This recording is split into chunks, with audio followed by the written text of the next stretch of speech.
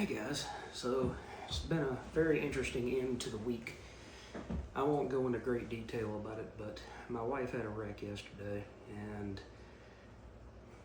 having to take care of her.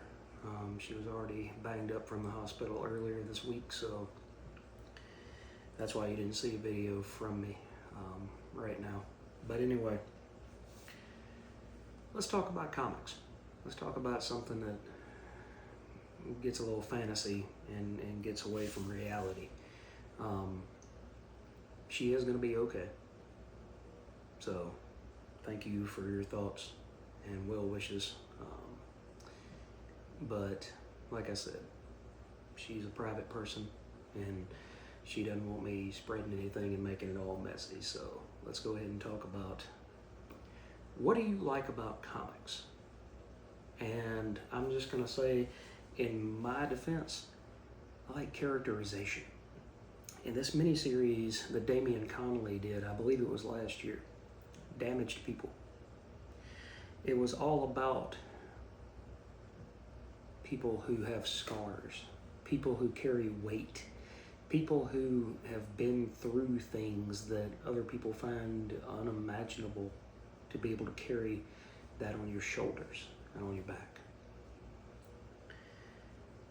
So characterization, and true characterization, because you have caricature, which is not the same, and a characterization, which is how a realistic person in a realistic world, in this realistic world, would react to a certain situation. If they had a gun put to their head, if they had a wreck, if they lost a loved one, how would that person react?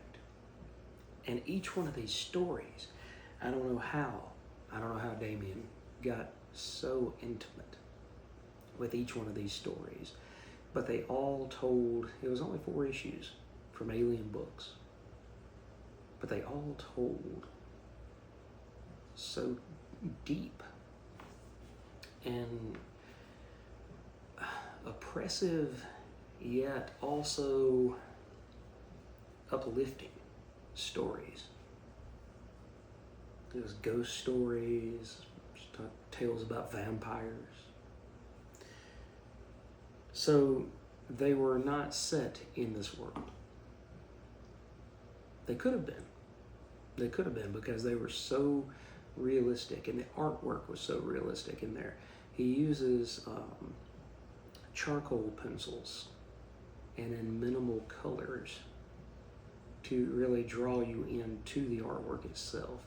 It's not just the artwork, but it's the story that brings you coming back for more. And I don't think a lot of people read that particular title, but I just know that characterization and seeing different people act differently instead of everybody being cookie cutters, it's what draws me to write. It's what draws me to try to entertain. It's what draws me to bring these videos to you guys, is that I don't want to be a guy behind a camera or in front of a camera that's just holding a book and talking about it and doing reviews. I love doing reviews, but I'm trying to figure out new and exciting ways to branch this channel out and make it different than the 47,000 other comic book channels that are out there. And the only way that I know to do that is to be true and to be me and to be the only person that I've ever known to be. So when I do these types of videos, I'm not here to talk about Damaged People issues 1 through 4 by Alien Books and Damian Connolly as writer and artist. It's not like that. It's talking about how these books touched me on a deeper level and a more personal level. And each time I got one of these books in my hand, I got excited. It was the same kind of excitement that I get when I luck up on an old, not super big key, not like an ASM 300 or something, but if I luck up on a early Mark Bagley ASM number 351, or if I luck up on a Carnage, issue during 361 through 363, You know, when I look up on that kind of stuff, it just brings a smile to my face because I remember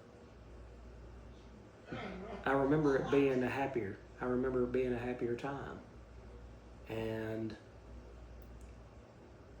these books bring out that same emotion because I remember where I was at when I read them, and I remember what state of mind I was in. I remember what was going on at the time. So that was my question for you guys tonight was, is it characterization that you fall in love with when you read these comics? Is it the stories? Is it the grandeur of the space and the cosmic stories? Is it the personal stories like Gilliam March was doing Laura and other stories for a couple of issues? Is it that kind of story that really, gets into the meat and potatoes of why you love this medium? One of the most interesting characters to me that has ever been created is Vermin. And Vermin was originally a Captain America villain, but he's more well known now for going up against Peter Parker, aka Spider-Man, multiple times. And he's now inextricably linked with Kraven's Last Hunt and with Kraven. But what interests me about the character is not the psychopathic and sociopathic murdering sprees that he goes on, but the trauma behind the character of Edward instead of the violence of the character of Vermin. I guess it's probably because I've got a psych degree and I've always loved doing my job and being in psych. But that kind of stuff is what really just digs in and brings a smile to my face when I say, I see something like that and I say, you know what, this is going to be more than just skin deep. This is going to get down to the bone of what a good story can be. And it doesn't have to be a comic book. It can be a prose novel. It can be a poem. It can be any kind of literature. But we just happen to talk about comics on this channel because that's what Doc Lil likes to talk about. And that's what you guys love to see videos about. So let me know in the comments what brings you back month in and month out, week in and week out to these stories that a lot of people say are childish, no matter what the type of story it might be. They think that it's only for kids. They don't know the depths that these stories plumb, both in adults and in children.